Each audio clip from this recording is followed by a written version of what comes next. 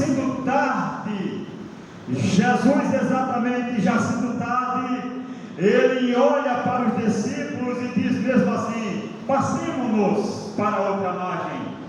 E o texto sagrado diz, mesmo assim, e eles, indo com eles, entraram no barco, e a multidão ficou. Você sabe por quê, meu irmão, você passa muita luta e tempestade? É porque você não faz parte da multidão. Deus lhe chamou e lhe convocou para uma grande obra. É preciso eu e você, como diz a irmã, despertar para isso. É preciso eu e você se acordar, porque o nosso descanso não é aqui, meu irmão, minha irmã. Tem muita gente esperando uma palavra lá fora. É por isso que eu e você estamos sendo provados. Estamos dentro de um barco como o Senhor. Ele nos chamou para essa obra. No contexto ele fala, no texto eles passam, mas o que Jesus estava vendo lá na outra margem? Quem lê a Bíblia, e se você pegar sua Bíblia aí, você vai ver que no capítulo 5, quando eles chegam lá na outra margem, há um endemoniado de Gadareno precisando de uma libertação. É por isso que a tempestade se levanta para você não chegar na outra margem, porque quando você chega na outra margem, tem alguém precisando de uma palavra. Não é fácil você servir ao Senhor, mas uma coisa eu digo a vocês, é prazeroso.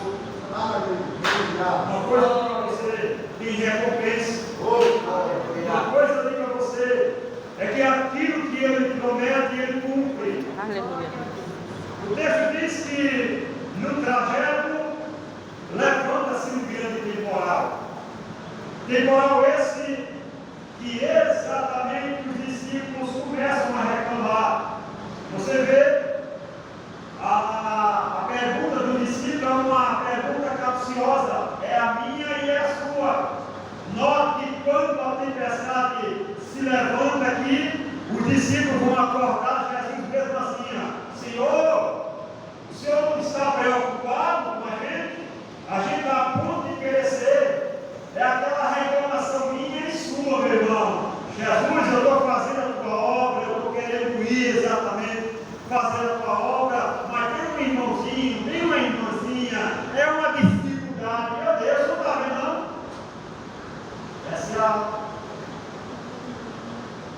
Essa é a nossa reclamação também.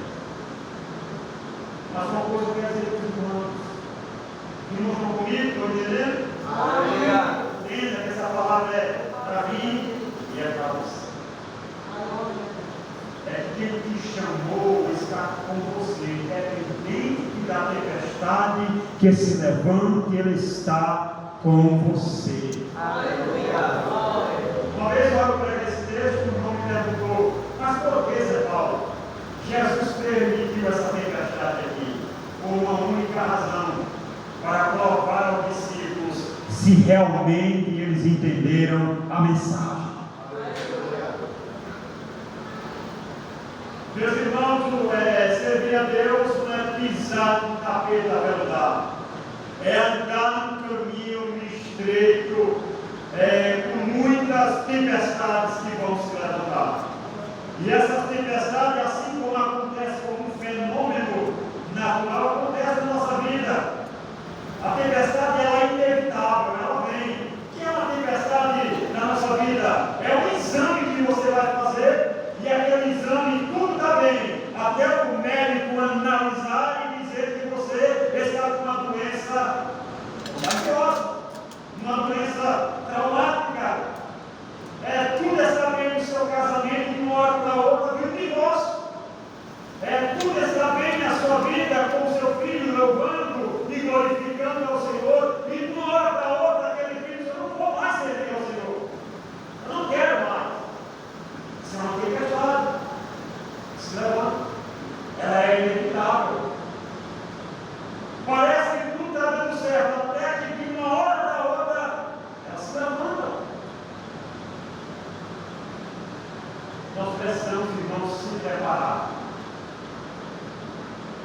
porque exatamente elas são inevitáveis. Se diz um pastor que mora no Rio de Janeiro, aí eu congregava com ele, pastor André, conversando com ele no Facebook, ele disse para mim que o filho dele que tocava na banda e era o exemplo, entrou na universidade, chegou para o pai e disse: eu não quero mais para ele. Eu não quero mais. E aquele moço não se abalou. E o que eu disse para ele foi que as tempestades da vida se levantam. Mas desistir não, meu. Continuar. Independente da tempestade ou não, a palavra de Jesus é: passemos para outra margem. Aleluia. Independente do que se levanta, independente do que as pessoas dizem, independente do desemprego, da doença, passemos para outra margem. Além das tempestades serem inevitáveis, elas são inaviadas. Quando você menos espera, ela chega. Você não está preparado, ela vem. É um bujão que seca num domingo de tarde. Esse é o arrancar. Até acabou de fazer o arroz e o macarrão está no fogo, de uma hora para outra ela diz: meu filho vai ser pouco.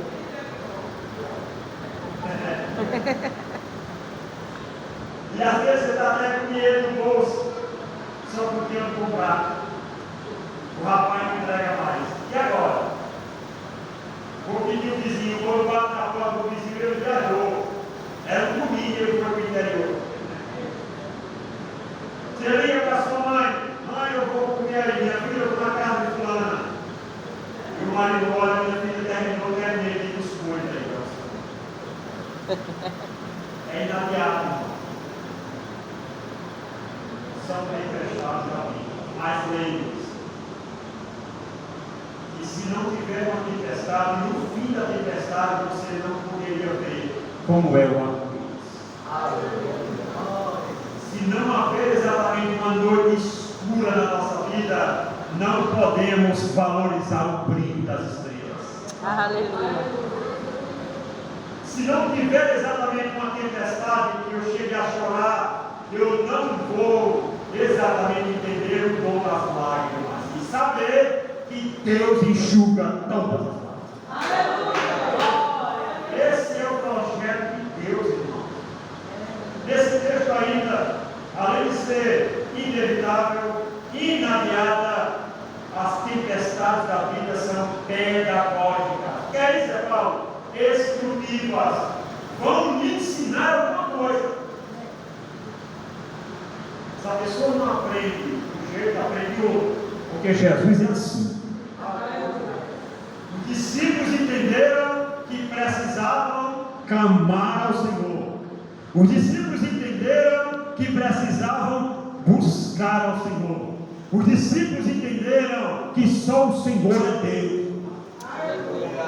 Há coisas, irmão, que vêm contra mim e você para nos despertar dele. É um acidente, se direito. Então, o senhor funcionário lá, um homem show de bola, como diz o ditado, um homem bom.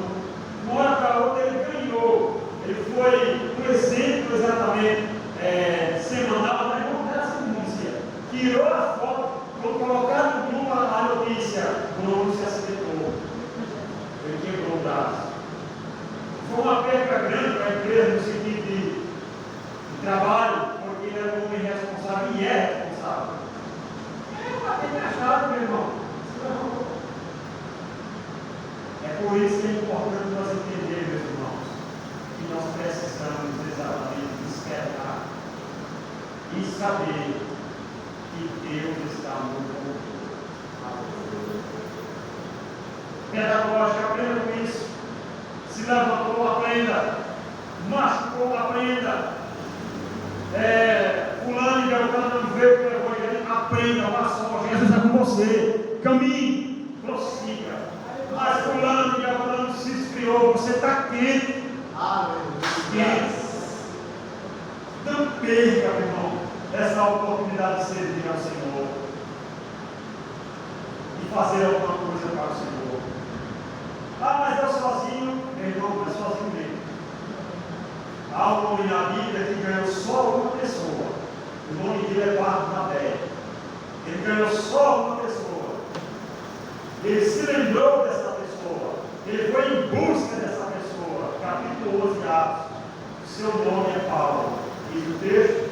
E quando ele chega na igreja de Antioquia, ele olha para a igreja e percebe que era algo tão grande. O texto diz que e Barnabé foi em busca do homem de Tarso.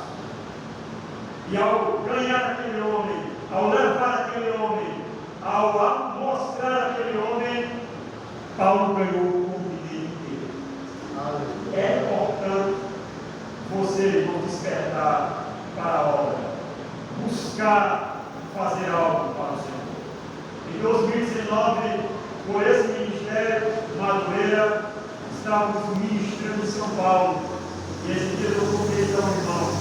Eu fui pregado na igreja com cerca de quase 100 mil pessoas.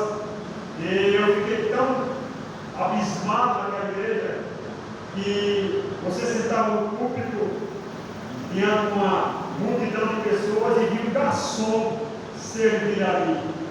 É água. E ele trazia 3 tipos de água, uma natural, uma água de coco e uma água gelada. E eu muito me constrangi, mas eu disse, não, meu irmão, vou colocar no copo, colocou aquela coisa maravilhosa de servir. No final do culto, quando terminamos ali uma pizza que o pastor contou, eles têm esse hábito lá, para a glória de Deus, irmão. Eu estava esperando o Uber que o pastor chamou, eu estava na Zona Leste, para ir para a Zona Norte, percurso de aproximadamente mais de 15 quilômetros. Em São Paulo, 15 quilômetros é quase 2 horas para você chegar em determinado local. Parou aquele garçom e disse, olha, eu estou indo para bem pertinho de você, você quer uma carona? E eu disse, sim, meu irmão, quero. Ele disse, eu deixo você em casa, não se preocupe. Eu entrei naquele carro, andei numa Land Rover, aqueles carros, como diz o ditado, top de linha. E eu muito constrangido perguntei a ele, meu irmão, louvo a Deus que ia dar um carro como esse e ser servido por vocês. Meu irmão, eu só venho uma vez no culto, por mês. Eu vim viajando, ele era representante de uma empresa aí, ele disse o nome, até difícil dizer o nome que é. E ele disse, eu tenho muitas pessoas que me servem, meu irmão, mas eu não tenho nem tempo de ir para o culto. E quando eu venho para o culto, eu às vezes peço para o pastor, só para passar no meio dos irmãos, com aquela bandeja, para mim já é um privilégio muito grande. Aleluia. E aquilo, irmã Sara, muito me comoveu. Aquilo muito falou comigo. E eu disse, meu Deus, às vezes a gente não tem uma oportunidade no culto e já fica com o cara feio. Aquele irmão só quer isso. Pegar aquela bandeja, botar aquela água e passar no meio do culto, oferecendo ao que interessa a água. Esse é o privilégio, meu irmão. E quem tem que quer servir a igreja? E quem tem que é amor no poder? E quem tem que é igreja? Esse é o projeto exatamente da obra do Senhor. Mas o texto aqui mostra essa tempestade se levantando no meio desses homens. E o que acontece aqui é que Jesus está dormindo. A tempestade arrepiando o ar e Jesus dormindo, irmão. Jesus pegou seu almofada e foi dormir. O que é que ele nos ensina aqui, meu irmão? O que é que aqueles discípulos deveriam entender? Deveriam entender uma única coisa: que aquele que vos chamou para a boa obra há de aperfeiçoar, há de lhe guardar e está no controle de tudo. Aleluia. Enquanto a tempestade balançava o barco, enquanto o trovão rasgava o céu, enquanto os discípulos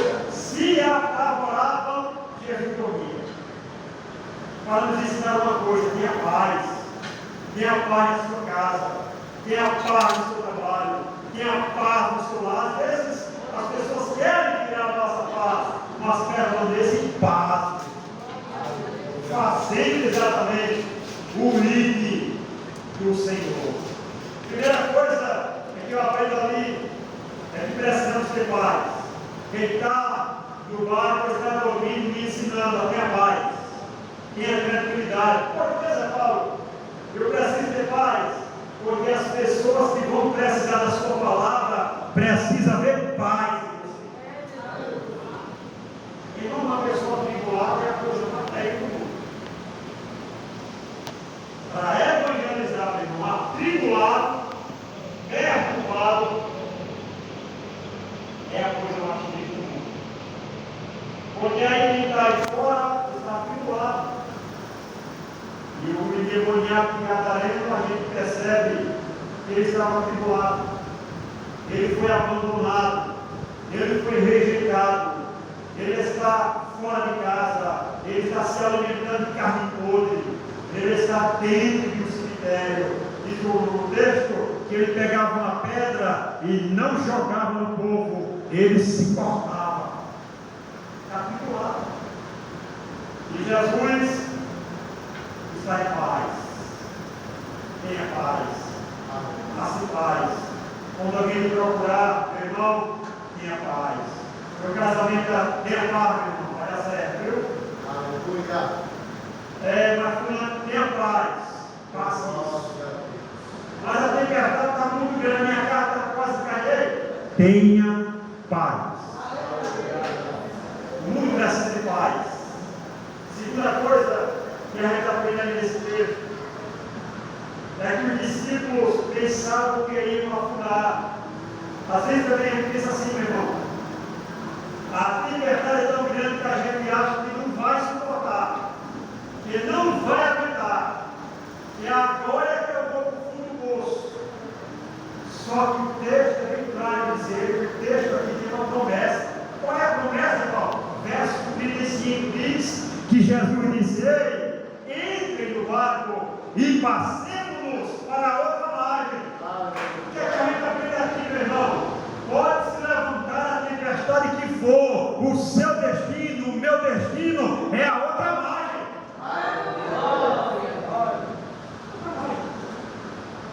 Em nenhum momento Jesus disse: vai afundar, ou vocês vão para o fundo do poço.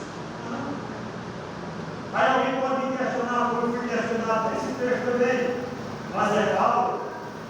Jonas foi levantado para uma grande obra e ele desceu à toa a dormir para se esconder de Deus, e ali levantou exatamente uma tempestade. Só que aqui é ponto diferente. Aqui eles não estão obedecendo a Jesus, eles estão obedecendo ao Senhor, andando com o Senhor, no propósito do Senhor, e se levantou uma tempestade. Qual o motivo disso? Não é porque Deus lhe chamou ou lhe mandou que você vai exatamente andar no tapete aveludado, não. Jesus exatamente disse o profeta Naum: ele tem um caminho na tormenta. Aquilo que lhe aflige, aquilo que vem contra você, mesmo você fazendo a vontade do Senhor, não significa dizer que ele perdeu o controle. Pelo contrário, ele está te dando vitória na batalha. Meu irmão, como é que eu vou saber que Deus é comigo se eu não enfrento nada, se eu não evangelizo, se eu não faço a obra, se eu não enfrento o gigante? Eu vou saber que Deus é comigo. Uma vez eu estava na igreja e vi que uma pessoa veio agradecer a Deus. Meus irmãos, eu quero agradecer a Deus porque eu passei exatamente 3 anos no exército e ninguém, irmão, para a glória de Deus, fechou a porta de mim, porque não descobriram que eu era crente.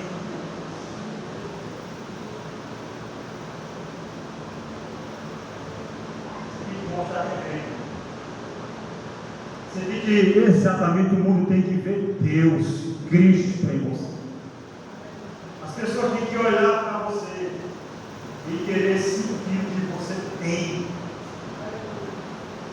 As pessoas têm que ver isso. Discípulos exatamente estão sendo renovados. E eu digo, irmãos, que eles foram renovados.